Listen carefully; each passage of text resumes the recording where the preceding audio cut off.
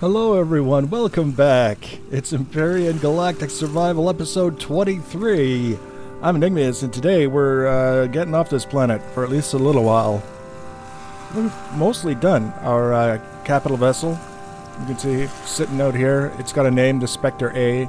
It's really all I had room for on that panel up top. And it's got a lot of interesting features, some of which we've talked about before. We're not going to spend a lot of time looking at those. We're not going to spend a lot of time looking at what's left in here. I put some more fuel containers up top just so that it could run a little bit longer while we were gone. I don't want all my food to spoil. Speaking of food to spoil, I should probably grab some to take with us. We'll take some canned meat. We're feeling extravagant today. I think this has got, I was looking at the information for the base and I was saying it had like 17 hours of fuel, so we're good. We're good. Basically, all I did since the last episode is a lot of sculpting on sort of the back end here. You can see it's got some details going on there. And I expanded the back end above the extra large thruster to accommodate the garden that we can go take a look at. And then I added these little things off the back end just for looks mostly, but then I realized after the fact that I could put some more fuel tanks in there as well, and these would act as a little bit of extra protection for that section. You can see we've got some windows out the back from where the garden is, giant thruster stuff, painted it blue. I've got some pinstriping, some lighter shades of blue in various different places. But perhaps most interestingly, I've been using some of the new blocks, like this one here. Is a extending ramp, and we can retract it, do whatever we want. Makes it a little bit easier to get up into the elevator, which, to be quite honest, is not that difficult to get in now while we're standing on a flat platform and mostly landed on a flat platform. These guys aren't on the ground at all. But if you get the idea, that's the whole thing, is we can get up there a little bit easier. And then we can close it behind us once we're in the elevator. And we also have shutter doors, which, realistically speaking, in this usage right here is not particularly exciting, and we would do better with the automatic doors. They're faster, so you could get through and carry on a little bit sooner. I just wanted to kind of show these off. These actually can be built in 5x5 sizes, up to 5x5, so they're more like for bay doors and stuff like that, which is, I think, is kind of cool, very interesting. But at least you can see the miniature version of them. We've got that elevator shaft actually now runs the entire vertical length of the ship. You can go from the bottom of the ship out the top of the ship now. You can see there's another door. And here's our garden, our indoor capital vessel garden, and we've got some windows up top. You can kind of get a view of things going on up there, and all these extra fuel tanks, because what we really want when we're growing vegetables is potentially hazardous fuel tanks right next to the growing plots, but you never know. Could be the best thing ever. There's the view of the rear of the ship. And beyond that, really, it's pretty much the same ship that we had before. Maybe a few minor adjustments and modifications along the way. And we just fell directly out the bottom. See, we technically we don't even need the ramp, but we've got it. We've got it anyway. And I've added 3 more guns as well. The guns, again, just getting a little bit more coverage around the ship. There's only so many things that I expect to encounter that would require more than one capital vessel-sized minigun turret to deal with. But it doesn't do much if it can't reach the target because it's out of the gun's specific line of fire. So, more guns, better line of fire, better chances that we're going to be able to kill things before they can kill us. Pretty simple, straightforward. I didn't do a whole lot of interior painting, mostly just goofing around. I wouldn't necessarily say that I made any improvements to the interior with my goofing around. But we're just going to take off. Now, according to this, with the extra 10 fuel tanks that I put in place, we have 4,000 minutes worth of fuel, give or take, which is kind of cool, but the thrusters are off, so the telltale thing is going to be whether or not we have more than 10 minutes worth of fuel when the thrusters are going. And I also added 3 more large generators, so hopefully no matter what we do, our power usage won't go over 100%. So we're going to turn on the large thrusters, which includes the extra large thruster, and the normal thrusters. It's looking good so far. We're going to take a look out here. Oh, that's... this is the guy. It's kind of difficult to see once again because the sun is going down. That's the way things go. But I'm actually pretty happy with the way the whole thing kind of worked out. But we're going to keep in the back of our mind that we can always make adjustments later on when we see how it actually functions. Now, I don't necessarily want to make this big long trek to the next planet or whatever just yet. What I want to do is I want to get out of the atmosphere and see what's out there. Apparently there's some asteroids around the planet, possibly, which could have some minerals that we can't get on Akua, and if we mine those guys, it'll make making some of the other more advanced components a little bit quicker and easier. So we're going straight up here.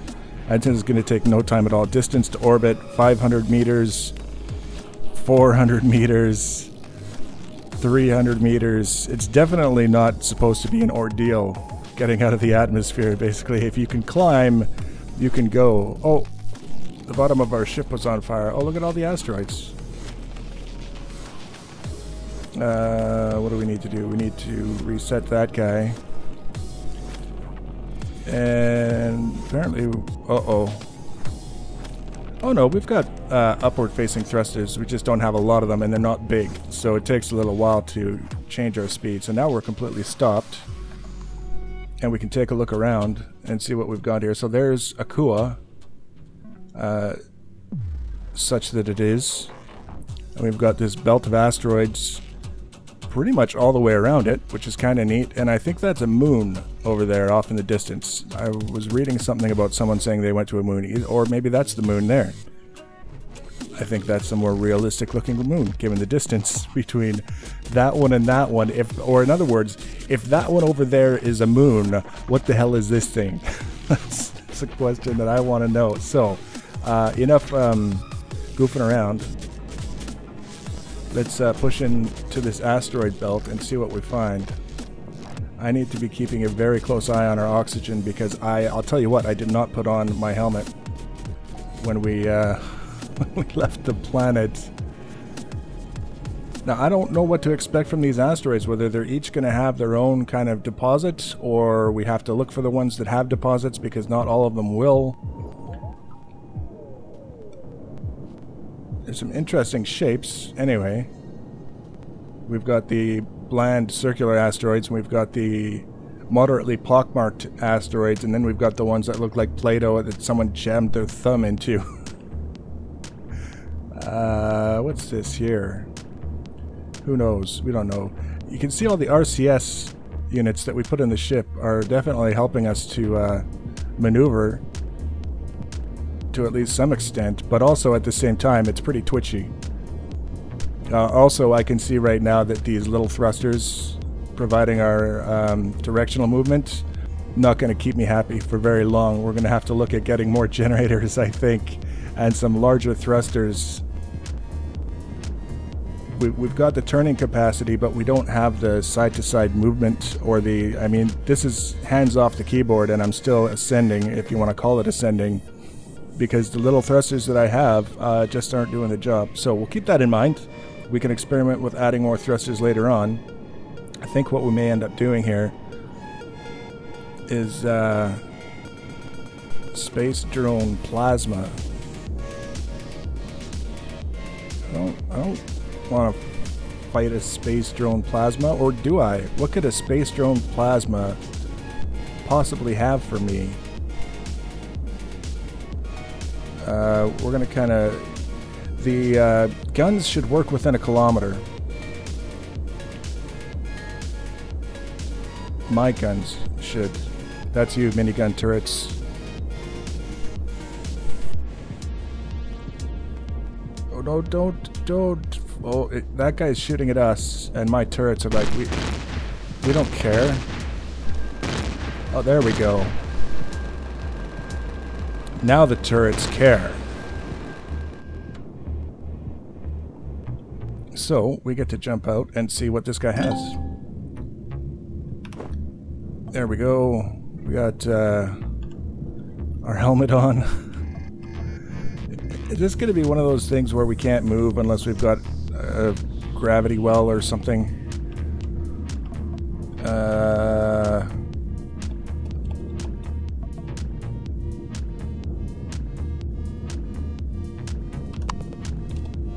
Okay, now we're moving. We have the jetpack turned on. We have lots of oxygen. We're going to head outside. We're going to loot the drone that we destroyed. We're going to take a quick look for damage.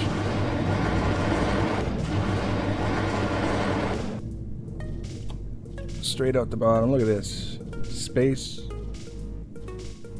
Drone disappeared. We only had so much time to get to it before it completely disappeared, and we failed. So let's take a look. How bad? Because we took a few hits. I know we took a few hits, and we're just looking to see if we've got heavy-duty deformation or if it doesn't care. And it looks to me like it doesn't care. Took a little bit of damage to the thruster.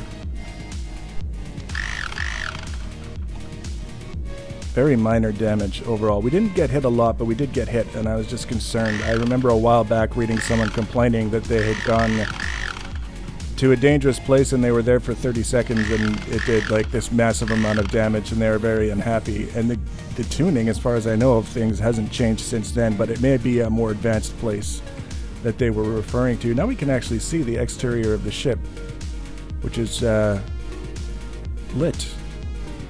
Not horribly badly. There's the elevator shaft. And this is the top of the garden. It's kind of interesting to look down in there with the purple lights. And that's the top of the ship. It's not intended to be all that interesting because we don't spend a lot of time walking around on the top of the ship. So what we're going to do, we're going to get back into the pilot seat.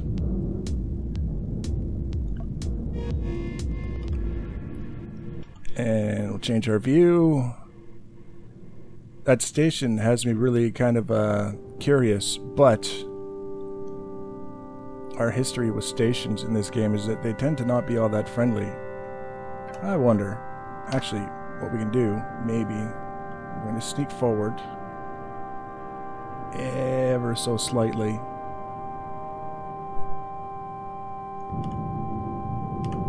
And that's not what we wanted to do. This is what we wanted to do. We want to back up. That's what we want to do. Okay, so we've confirmed that Thermica Station is hostile, and we're just not going to mess around with it right now. I want to kind of take a look at some of my other options with regards to weapons, and potentially, I think the miniguns are pretty close to the highest range weapon that I can expect to have access to right now, but we'll just make sure before we put ourselves in a position where we're having our beautiful capital vessel destroyed for no damn good reason. Alright, let's follow this around just a little bit more. There we go, look at that. It's nice that our sensors have a slightly longer range when we're in space than when we're on the planets. This here being the Sathium asteroid, and I'm not sure, but I think this is exactly what we're looking for so that we can make things like warp drive and all the other goodies that we need to make ourselves a little bit more effective at traveling around in space. So, like that. Oxygen is still fantastic.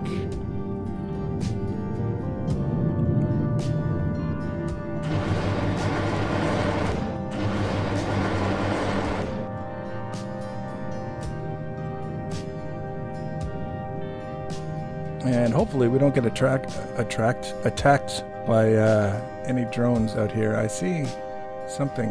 It's like a little blob of space dust. What are you? Are you indeed a little blob of space dust? Yes, you are. You're nothing, but you're still there. Oh, look at this. It's even got the different colored stuff sticking out the side. Let's get our drill ready.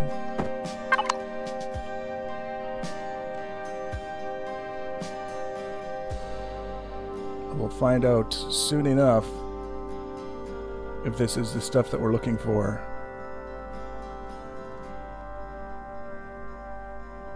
Wow, I wonder how much of this asteroid is actually going to be the mineral.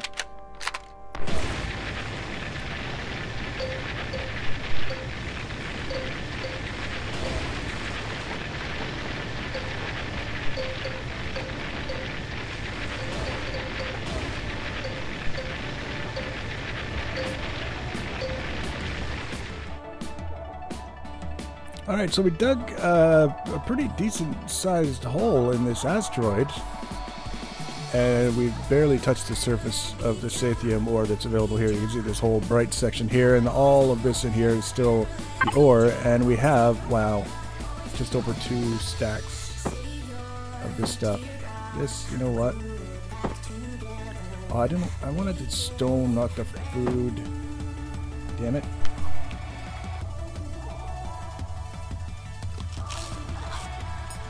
Just over 2 stacks of ore is pretty fantastic. Now we're going to turn until we find our ship again. There it is. And we're gonna I just want to look at the constructor and see if this is the material that we were looking for, or if we're gonna have to go elsewhere for it.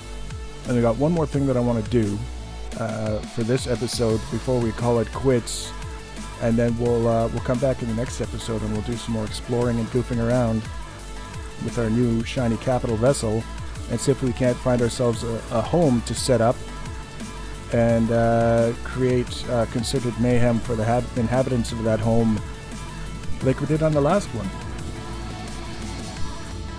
And oh, that's right, we're going up to the crafting level.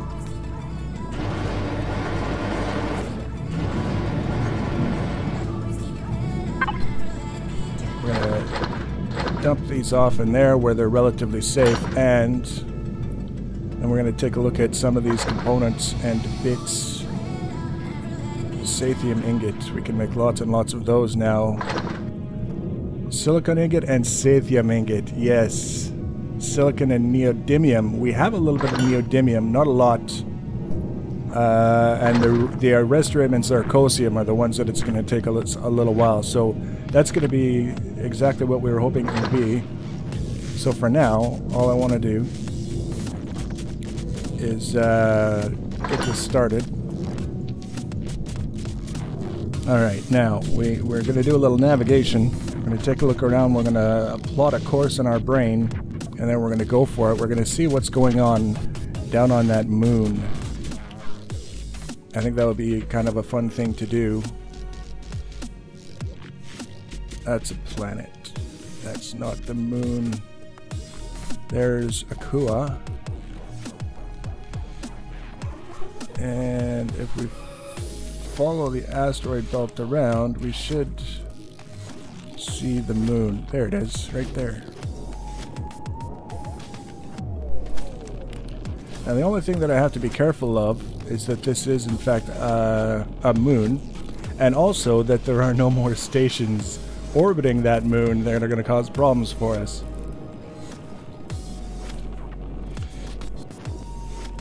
So who knows, if it looks good as we approach it and get into the atmosphere and take a look around, we might land and then just start the next episode from there. Otherwise, we'll probably have to head back to Akua for some more materials that I left processing. The moon is changing shape as we approach.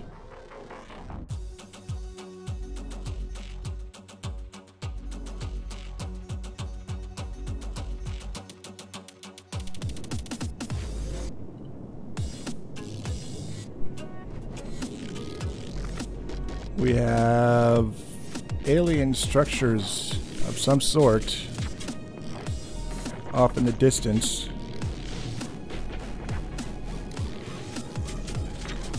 We should probably take a look around before we just land Having seen 60 degrees of the 360 available to us, we've decided to just simply land without looking at anything else.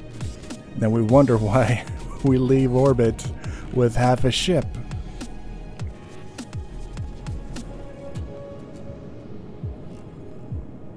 And apparently they've gone into stealth mode because now nothing is visible. But Sathium, more Sathium. We don't need any more Sathium right now, perhaps even ever, but there's some there. Neodymium would be the one that would make me extremely happy for now. And then I know one of the really, really advanced ores are only available apparently on like lava planets, magma planets. We've seen a little bit of the magma, and it's not exactly a place that I'll be looking to add to my list of places to go on vacation. We'll just kind of stay low and move around a little bit here.